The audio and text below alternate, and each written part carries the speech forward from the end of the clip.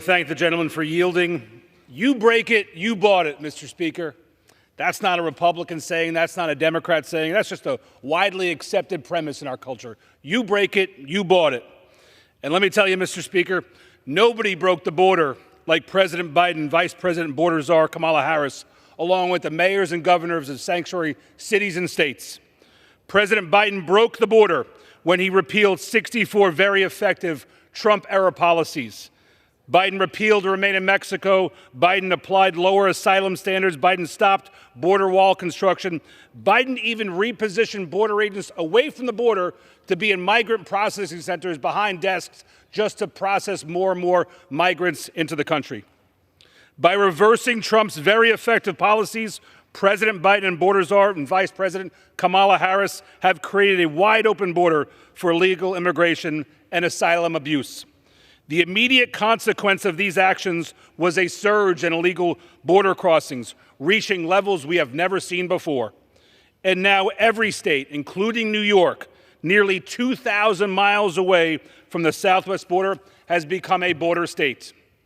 While the Biden-Harris administration has done its damage, sanctuary city jurisdictions are only exacerbating this crisis even further.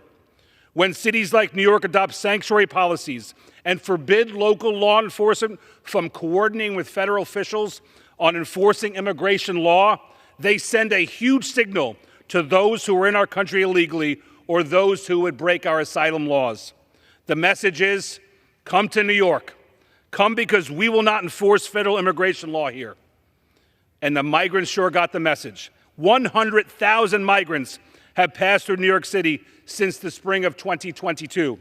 And at the height of the crisis, there were over 64,000 migrants in the city's care, all at the taxpayers' expense.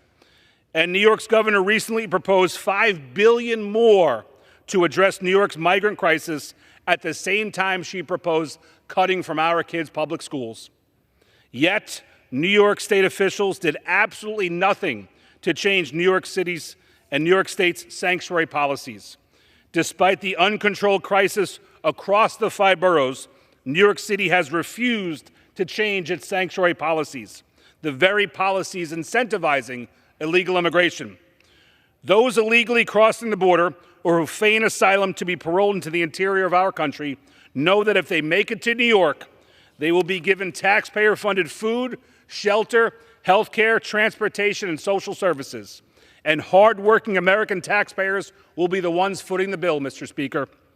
If we do not put an end to these sanctuary city policies, that number will continue to balloon, costing families even more, all during a time of significant financial hardship and record inflation.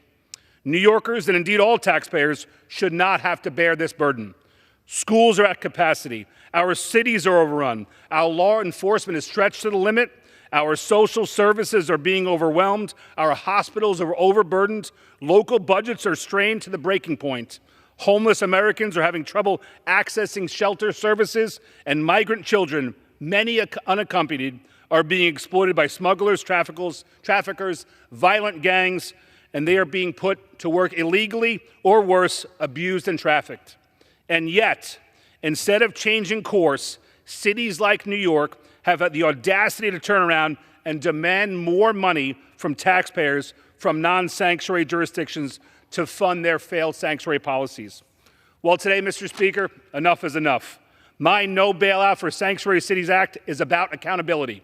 It's about ensuring that cities and states that refuse to enforce federal laws are not rewarded with federal dollars related to their defiance. Let the policymakers from sanctuary jurisdictions hear us loud and clear. If you incentivize illegal immigration in your city, knowing full well the migrants will come, don't come to the federal government for a bailout. Let me make something also abundantly clear.